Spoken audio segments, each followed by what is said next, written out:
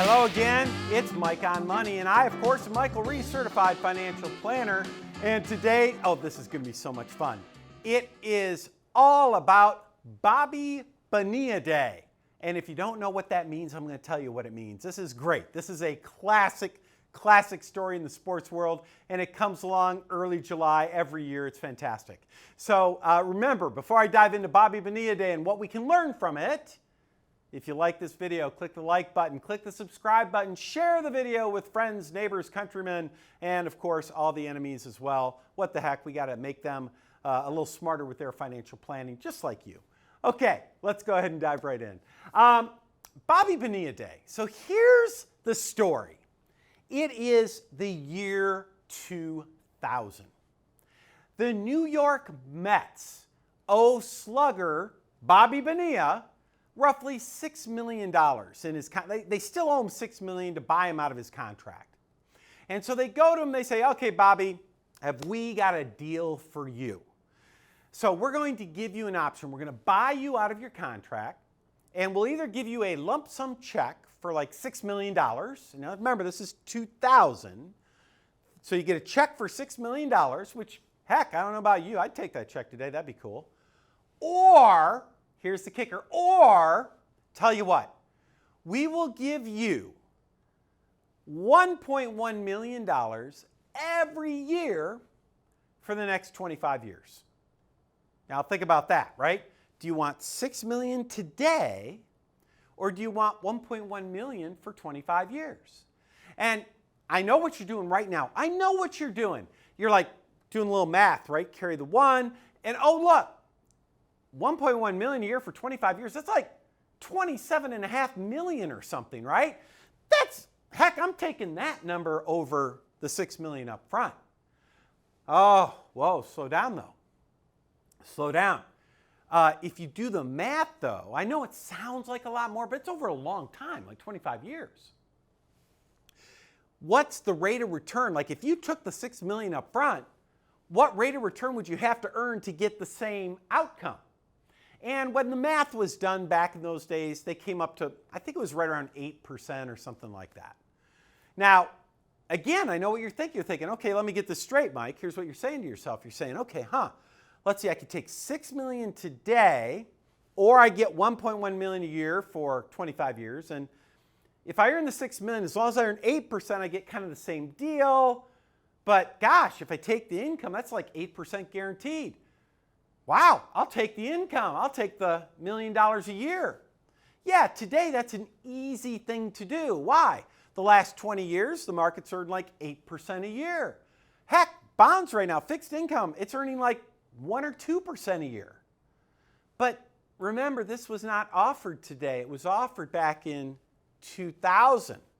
In 2000, the stock market had averaged, get this, 14% a year. 14% for 20 years. 14% a year for 20 years. In fact, in those days, if your financial advisor wasn't getting 15, 20% a year, you fired them. That's how good the market was doing. You could go to the government, get guaranteed bonds, and they would pay you 5, 6% a year. So if all you got to do is earn 8% a year in that environment, and you're thinking, well, gosh, do a little bit of stock, a little bit of bond, I can get 10% easy peasy. I'm taking the lump sum. And in fact, everybody told Bobby, dude, take the lump sum. What are you, crazy? You can earn way more than 8%. This is like the biggest no-brainer in the world. Take the lump sum. But what did Bobby do? Yeah, in this article, what did he do? He's like, no, I'm not taking a lump sum. I'm going to take the income. I want the sure thing. Because you know what he was thinking? He was thinking, gosh, I'm going to be retiring soon. It'd be real nice to have some kind of guaranteed payment coming out over the next 25 years. That'd be real nice. That way I don't even have to think about anything. And so that's what he did. He took the payment. Now fast forward 20 years, you look back, you're like, holy cow, Bobby, that was a brilliant move because the market crashed. He wouldn't have earned that 8% from 2000. Not a chance in the world. The market crashed, all kinds of bad things happened. He was, at the time they were laughing at him. Today, he's laughing all the way to the bank, right? Today, he's like the most brilliant guy ever. Well, what do you learn from that? Be like Bobby when it comes to your retirement planning. Be like Bobby. Think about not necessarily lump sums. Think about what do those streams of income, those guaranteed streams of income look like for you during your retirement years. Start building up those streams of income, and you, like Bobby, can enjoy a great retirement, right? Bobby's been living large. He's in great shape. Now, by the way, here's the fun kind of wrap up to this little story. This is my favorite part about the whole story. So the New York Mets, they were so excited that Bobby didn't take they loved what he did. They're like, yay, he didn't take the lump sum. We're so excited. We're going to invest the money, said the New York Mets, and we are going to make way more than 8%.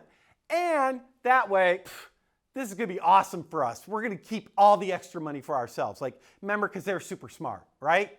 So that's what they did. They're so excited. So they took the money and they gave it to this well-known money management firm in New York, run by none other than Bernie Madoff. Yeah, they gave the money to Bernie. And so when Bernie turned out to blow up in, basically a big Ponzi scheme, not only did the Mets lose all their money, they ended up still on the hook with Bobby Bonilla for that 25-year payout. So there you go. Even supposedly smart people can really mess up their planning when they get greedy. So there you go. Moral of the story, don't be greedy. Be like Bobby. Create streams of income in retirement. All right. That's today's topic. Hope you enjoyed it. If you liked it, go ahead and click the like button. Click the subscribe button if you haven't already. And of course, share this with all your friends, neighbors, family, and countrymen. All right. That's it today. Talk to you again soon.